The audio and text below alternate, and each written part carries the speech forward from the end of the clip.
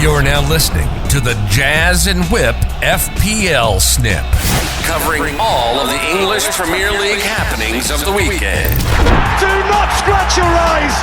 You are really seeing the most extraordinary finish here. All right, welcome back, lads. The Jazz and Jazz and Whip FPL Snip. Shit, I shouldn't be saying Will's name around here. Jesus Christ, we'll be coming on and trying to take over like a Brett all over again. How are you, big fella? How we doing? I'm good, man. Yourself? Yeah, good, brother. Sorry about last night. We recorded this whole fucking podcast, and for some reason it recorded 35 seconds of it. So, hey, it is what it is. We'll just It is. I thought we'd do something slightly different from yesterday's podcast to today's podcast. We were talking about wildcarding and options for wildcarding. So we kind of went through it today, and we spent a bit of time making up a bit of a tier list. So whether or not you're looking to do a wildcard this week or you're looking to just do transfers this week, we've kind of pulled together some guys, put them in a bit of a tier system that we think they fit, and we can discuss kind of what we have in a different space, I guess. What do you think, Whit? What do I think with the tier list? Have you got it up or? I've got them here. I won't be able to throw it in there, so you'll have to jump back into your chat as to yours. Yeah, right. So you start us off then while I log into Messenger on here. Yeah. All right. So what we're talking about, what we've kind of broken up into is like four, five real options. So you got your wild card must-haves. You've got your wild card punty players. You've got if you're not wild carding, you're just looking to do transfers. You've got your transfer in options, and then you've got your transfer and void and wild card void options. So depending on what you're looking to do this week, hopefully this gives you some guys to kind of build your team around and kind of look at. So to start it off, I've gone with the wildcard must-haves, and mine's very different to what yours is. Now that you've said yours through. Really? Yeah, I've gone your pretty obvious ones: your Haalands, your Sanchez, your James, and your Trippiers. I've gone with you must have those kind of guys. Must have those four in your team. But I've also gone with Mitrovic, Martinelli, and Cancelo. What do you think? I've got James, Haaland, Trippier, and Mitrovic in my must-have, so we agree there. The only reason why I've got Martinelli and Cancelo in the options instead of must-have is because if you don't have Martinelli by this stage, you're never going to fucking have him. But it's just how have you not brought him in for the first 6 game weeks, but you're going to bring him in now for the toughest run of the year? You know what I mean? That's why he's not a must-have. You don't sell him if you have him because he's the best option at that price. But if you don't have him already, like, what are you doing? And then with Cancelo, I'm keeping. He's a must-have for me, but I can see why stats-wise why people are moving away from him because he's not getting the attacking returns that he can get. But City have been very unlucky to concede when they have, so I still think he's right up there. But that's why he's just not. Well, I think if you're wildcarding, you're looking to build from a solid kind of base, and Haaland chews up a lot of your money. I think Martinelli being cheap and affordable comes straight in. Mitrovic is the same. Trippier's the same.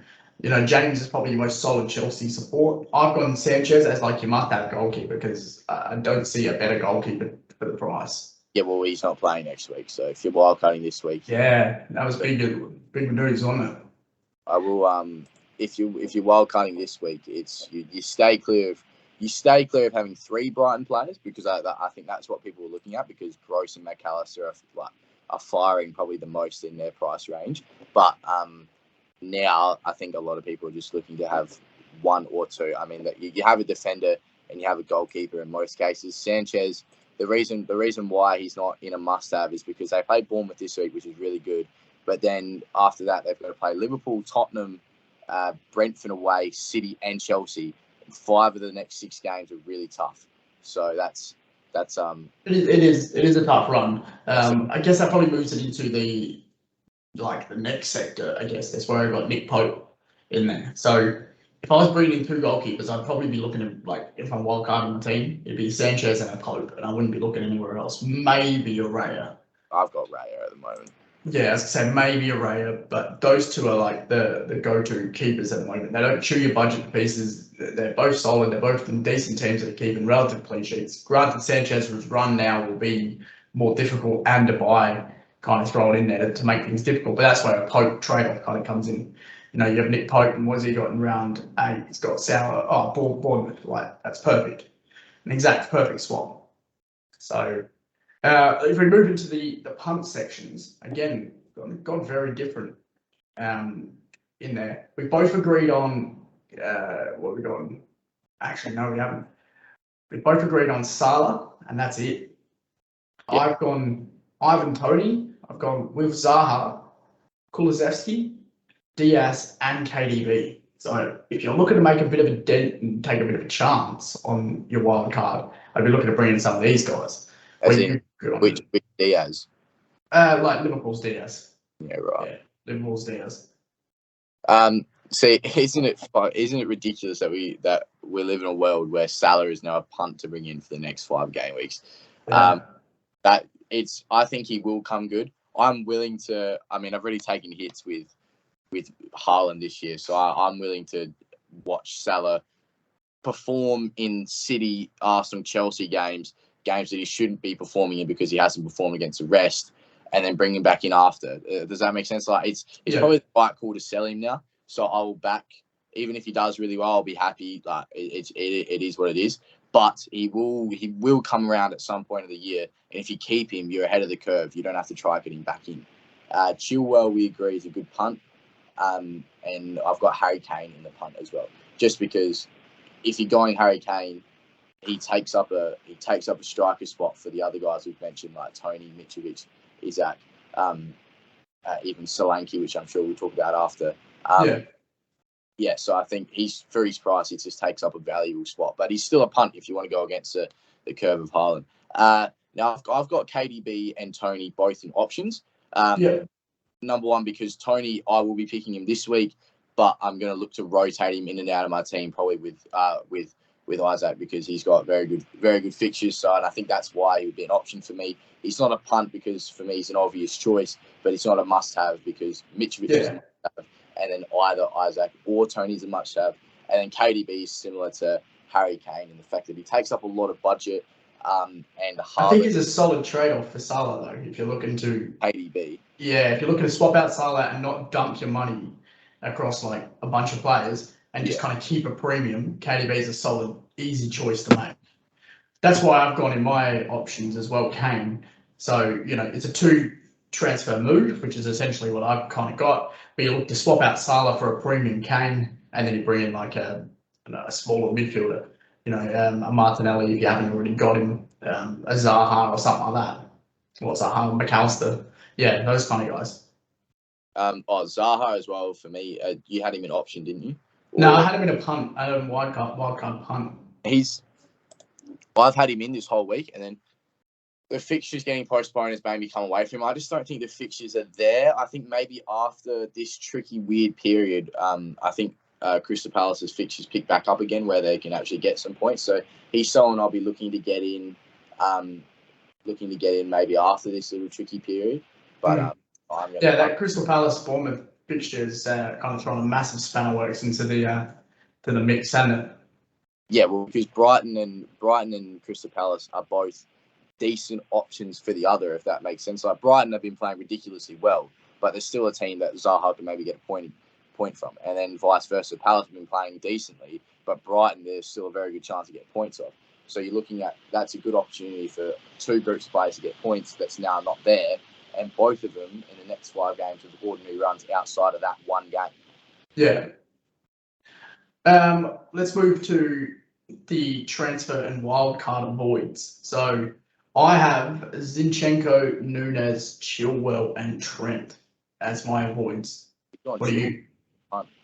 Yeah, look, I know with the new manager coming in, he's probably going to get a look in, but I don't trust it. I just don't trust Chelsea. I don't like just how Liverpool at the moment. I'm going to be avoiding them very, very heavily right now, just to be safe. James is going to play. He's going to play every fucking minute. It's going to be super attacking, and one, like you said, like doubling up on defense is probably not a smart idea at the moment, especially on the Chelsea defense. Yeah, no, I agree. I think Chilwell from an attacking perspective, starting at that left wing back spot. Sorry. But yeah, if you're going to go a Chelsea defender or anyone from Chelsea, the main one you look for is James. But my void, I've got Trent and Nunes. I think Nunes and Diaz, all three from Liverpool, whereas you've put Diaz in a punt or an option. I think Diaz, the fixture rotation, although I think he had an okay game considering Liverpool got smashed again this morning. Yeah, I know. Don't even fucking. I rolled over, flicked on my phone, seeing it was 2 minutes into the game. We already given away a penalty straight away. Roll back over. I was like, not ready for this negativity today. Nope, bedtime. So you stay away. I mean, Trent, it's just, I've said it before, I'll say it again. He's so good attackingly, but but at his price in FPL, he's such a liability in wanting to do other things because Liverpool's defence and their midfield are that bad that he now has to defend and he can't defend. So that's the problem. He can't get forward. Liverpool, their high line, like United did it and Napoli did it, both in the space of a week, really. Liverpool's line, they play so high because they are so good. They're so good defensively in that trio of Van Dijk, someone, and Fabinho. They're so used to having that and using Trent and Robson to get forward that now when they're not firing, that high line just becomes an outlet for every team to go through. So Trent having to defend and not being able to get forward means he's just not a good option. Avoid McAllister for the same reason of the Crystal Palace game now being postponed and the fact that his XG is 0.06. He only really gets good chances from penalties or direct free kicks. Yes, he scored a banger and he could have had a hat-trick on the weekend. Unfortunately, it was disallowed. But stay away from him. Saliba, Zinchenko, and Kulusevski also in my void. Arsenal's run is just too tough to back on their defenders. And then Kulusevski, you need to see more from him. And Richarlison scored a brace this morning, so. Fair, yeah. Richarlison, I didn't even contemplate him, actually. That's, what do you think of him? Thoughts there? I think he's similar to Kulusevski. We need to see them, we need to see them play more consistently. If you want to take a punt on them, that's good. But I'm not really willing to sacrifice a forward spot for Richarlison where he easily won't play. If that makes sense? Yeah. Is he a forward? He's registered as a forward, isn't he? He's what? He's put in as a forward, isn't he? Where is he? Yeah, he is. Yeah, and he's 8.5 mil. Yeah, exactly. And he hasn't really done anything in the league. Obviously scored today. He probably starts on the weekend. Who they got against they got Man City. So, yeah. I'd look to avoid him as well for now. With Man City, Leicester, Arsenal, Brighton, that's not a fun run for Tottenham. No, for sure. Yeah. No, that's fair. All right, short and sweet because we got to bounce to soccer. Anything you want to touch on before we get out of here? Other than Liverpool being wank. Yeah, Liverpool suck. I think just from our league perspective, we spoke just before off camera that where we are on this podcast, you're sitting 10th and I'm sitting 25th. So if for anyone that's sitting if you're below me, then there's not many people below me. But if you are even below me, you've still got plenty of time to come back. Like realistically, you're only just over 100 points off of Brett, who's on top. I think you just got to stay with it. It's just been a really, really weird start to the FPL season where it's where if you didn't back the big guys other than Haaland, it's paid off. But yeah, just keep grinding away, keep research. Yeah. Guys like I'm looking at it like Jacob and Jacko, and Reese as well. You guys could easily find yourself top 10 in 2 weeks' time if everything just goes normally and not fucking off the chain retarded like it has for the last few weeks. I feel like we look at Jacob Power's team pretty often. His team is good, man. He's just been unlucky. Like Haaland, De Bruyne, Jesus, Diaz, Martinelli, Neto, Cancelo, Perisic, Arnold, Williams, and Martinez. Like he's got a solid team. Like everyone's teams are solid. They're just not firing. Yeah, it's just not right at the moment. Everything is just what you expect. Like we expect Liverpool to do well. We expect Man City to keep clean sheets. We expected Man U to be wank. Everything that we expected this season has kind of been thrown on its head, and nothing is quite working out. And it's all these little hidden gem character players that have popped up from teams that are scoring points and causing chaos. Yeah, the guys that have picked Haaland from the start, good on you. So you're flying. If you've captained him, that's me personally. That's where I failed the most because no one's teams are firing. But if you're captaining Haaland, he's getting you 30, 40 points every week. The last 2 out of the last 3 weeks, and that's something that really has separated, I guess, Brett from the rest of the pack, is that he backs Haaland every week. I've backed Salah every week, and that's come back to bite me in the arse. Now that I've got Haaland and not, I can see it going the other way, because that's just how my luck works. Have a look at Bettis' team, for example. A perennial player who basically ghosts after about 3 weeks in the league. His team is, when I'm looking at it, I'm like, this is not an amazing team. But how the fuck are you sitting so high? Like, look at his bench. He has Trippier, Rashford, and Patterson on the bench. All scored points last week. Would have cleaned up and clearly come top of the league. But he's got Johnson on the field that's played. Like, he picked Johnson to start instead of Rashford. Like, yeah, it just doesn't make sense. This is a prime example of a team that doesn't make much sense, and he shouldn't be as high as he is. And his players are killing it, and he's just up the top of the table. So, like, yeah, keep with it, guys. That's basically our thing. So hopefully, we'll put these tier lists together in the chat. So in the video itself, you'll be able to look as we're talking about these players. If you're looking at a wild card, pick a few. Hopefully it helps out. If you're looking to make some transfers like I am, I've already wildcarded, obviously, so I'm just looking to keep making a few transfers. Then go through that list, and hopefully maybe one of these two guys are helpful for you, and you can avoid one of the shitty guys that are going to get you stuck. So other than that, good chat again, my friend.